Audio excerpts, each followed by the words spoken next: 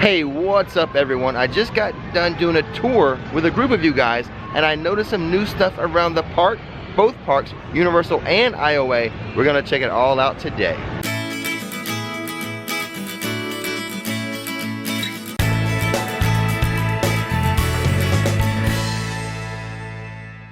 Also, I'll be addressing some questions, some rumors you guys have been having regarding the Jurassic Park area, the river adventure and such. But first, we'll start over here at Studios, and then we'll go over there. But before all that, I need you to click that subscribe button and that bell notification button so you'll know when another video is ready for you to view.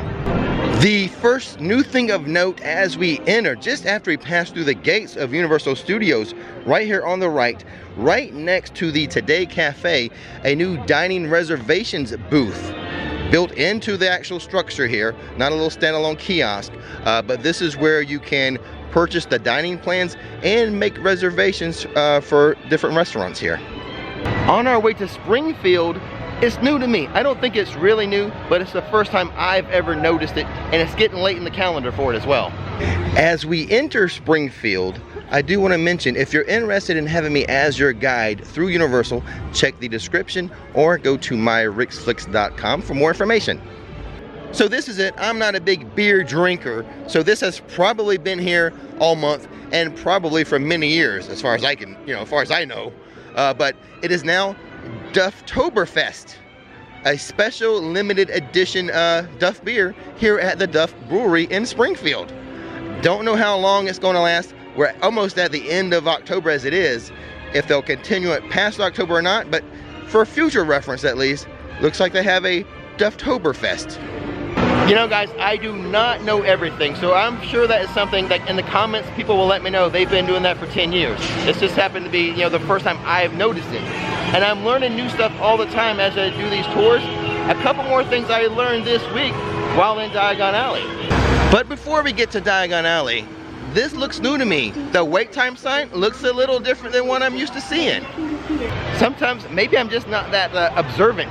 I was talking to the team member. He said that sign was replaced about, the sign for the wait time, replaced about a year ago. Ay, ay, ay. Not gonna go on it today. I've been on it a lot recently with the tour groups. My scores haven't been so hot.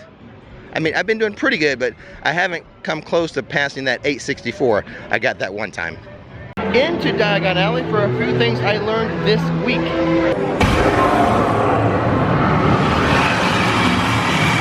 One thing I learned this week, and I'm sure this has been going on for years and years, so a lot of you may know about this, some of you may not, but inside of the Weasley's shop here, if you buy a Pygmy Puff, they have a naming ceremony. Also, if you buy a Pygmy Puff somewhere else in the park and you bring it to Weasley's, again, they will do the naming ceremony for you. Attention, all witches, wizards, and locals. I have Kayla here today adopting their very first Pygmy Puff, and they've decided to name it Fred. Can I get a huge round of applause? Fred! And this little pink Pygmy Puff I'm holding in my hand right now is $19. They also have a purple version. And these big giant ones are $35. These are all puffed up, 35 bucks. The other thing I learned this week, that inside of the Quidditch supply shop, this Quidditch uniform under glass here is quote unquote an antique uniform from one of the very first Quidditch matches ever. The other thing I need to let you guys know is that hot butterbeer has returned. That's right, it is hot butterbeer season here in Florida, because of the cool weather and everything we're having right now. And also, it is the return of the McRib. So get a McRib and a hot butterbeer. Two great forces merging together. In fact, you know what I'm going to do? I'm going to put a poll up, or you can just leave a comment. What are you more excited for? The return of the McRib or the return of hot butterbeer? You let me know. Another thing that caught my eye just this week, they have a storefront here called the Museum of Muggle Curiosities. I've never noticed this storefront, but let's take a look. What do they have in here for us? So here's a few things witches and wizards find curious about Muggles. Telephones, little radios, microwaves, lamps. For some, yeah, I guess, don't they have lamps in the Wizarding World? I don't know. But there's one here, a Hoover vacuum. So a few things they find interesting or curious about us Muggles. I don't know why they find a radio curious though. I mean, they have the Wizarding Network. I mean, I've seen it in the movies. I don't know. I'm curious about why they find that curious. You know what I'm talking about, right? In one of the last movies, like, Ron's always listening to the radio and it's getting on Harry's nerves. So there are radios. Why is it in the museum? Look, right here in Diagon Alley, the Wizarding Wireless Network. Oh my goodness, I almost left without showing you one more thing I learned. This time in Nocturne Alley. Take a look at this wall of paintings. They're enchanted.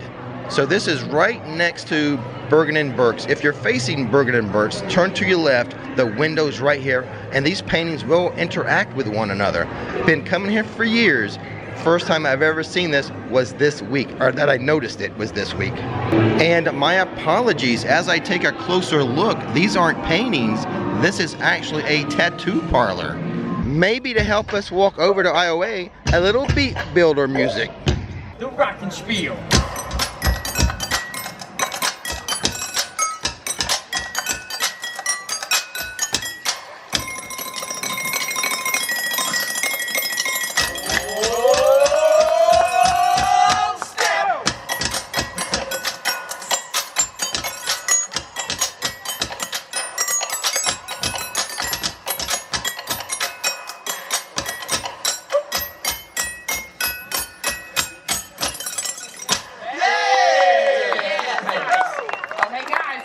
Whoa. Let's hit the pause button on this walk. As I'm walking over here, I'm checking my phone. I just got some news as Red Ride Rocket goes by.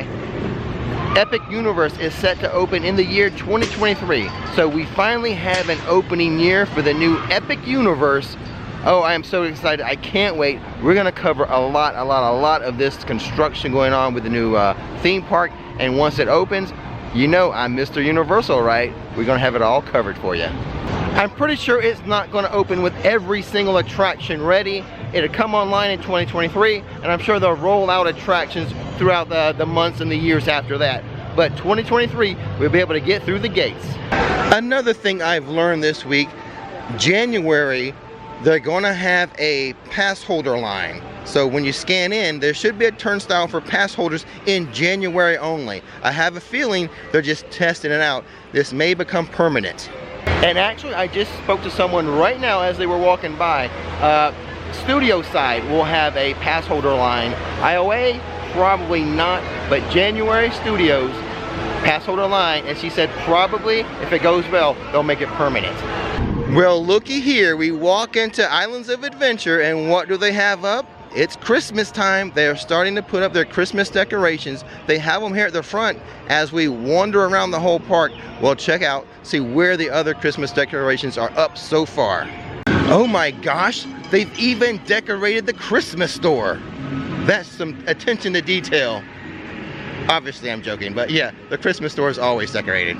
So it is just like the end of October. They're decorating for Christmas. They can do that over here at Islands of Adventure because no Halloween Horror Nights. Over at Studios, they cannot decorate for Christmas until they're done with Halloween Horror Nights. And I believe the last night of Halloween Horror Nights this year is November 3rd. So I would suspect on November 4th, Christmas decorations going up over there. And just as I expected, of course, they're getting Seuss Landing all ready for Christmas. This is one of the prettiest areas for Christmas. That and Hogsmeade, definitely you don't want to miss at Christmas time. Holy smokes, this area looks almost done for Christmas. They might be done already, decorating for Christmas. Look at all the garland, look at all the Christmas malls, look at the bows. What else have they decorated? Who knows? Just like that little rhyme I came up with, right? Getting like in the mood for Christmas and Dr. Seuss, a little rhyme in there. Well, there you go, guys. Christmas in October. Nice decorations. Just one thing left to say. Merry Rickmas to all. No Christmas decorations in Hogsmeade yet, but this sign is disturbing as they usually close Hagrid's around 3 to 3:30 every day. That's gonna hinder me in my ride challenge. I know I've been teasing this ride challenge a lot, but I've been doing a lot of tours mixed in with the vlogging. And also, I'm waiting for a good weather day. I think it could happen next week because I don't have any tours. Into Jurassic Park to answer this question I get quite often, kind of address this rumor about the river adventure. Let's go inside and check it out. First things first, let's talk about the Jurassic Park roller coaster construction. Nothing new to report. It's still flat. They have not gone vertical, just a bunch of cranes. Now, about this rumor or this question I'm always asked about Jurassic Park, the whole area, especially the river adventure. But before that, I'm in the splash zone. Let me get out of the splash zone first.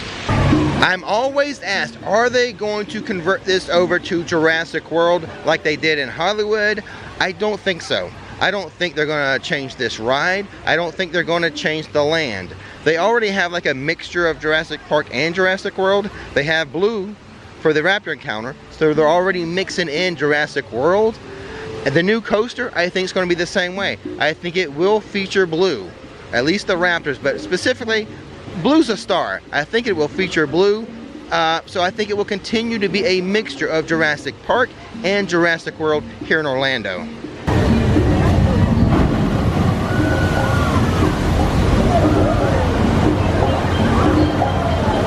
The reign of Kong is down today. No one going on Skull Island. And speaking of rain, the clouds are building. I need to make my way to the front of the park, but before that we'll go through Marvel Island, see if they started setting up for Christmas there. And no, as we're walking through Marvel Island here, I'm taking a look around, I'm peeking inside the windows of the stores. I don't see anything for Christmas just yet. And honestly, I'm okay with that. We're still in October. Personally, now we are early decorators for Christmas in my household. Nikki start decorating for Christmas like November 1st. I insist Halloween must be over. Halloween decorations go down on November 1st and we start with the Christmas. So we're one of those people, we're that family that we're real early, but hey, we get 2 months of Christmas. And that's a good thing as far as I'm concerned.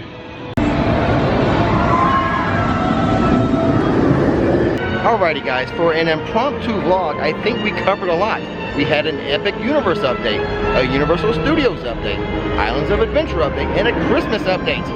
That's a pretty good amount of updates, don't you think? And as usual guys, I'm Hannah from Scotland. And I'm Amy from Scotland. Don't miss the magic, don't miss the fun. I'd like to take a moment and welcome our newest executive producers, Warren and Dawn Kulo. Also, let's welcome our newest producers, Chad and Michelle.